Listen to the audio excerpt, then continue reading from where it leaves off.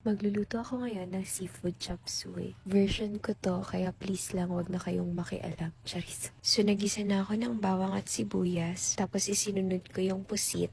Tapos, itong shrimps. Sa sobrang mahal ng hipon ngayon, imbis na bumili ay itinakbo ko na lang. Charis. So, naglagay na ako dyan ng asin at oyster sauce. Tapos, pamintang durog na next time na lang daw aamin kapag buo na siya. Charis. Shout out nga pala sa tatay niyang pulis. Yung junior niyo po nakahanap na ng baby boy niya. Charis. So, back to our regular cooking. Inilagay ko na yung carrots at sayote. After kumulo ay yung bell pepper naman.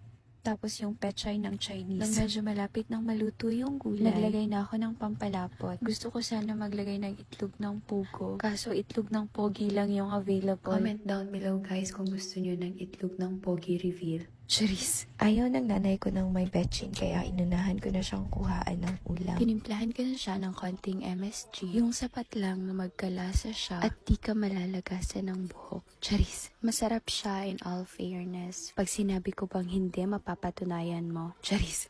Yun lang. Paalam!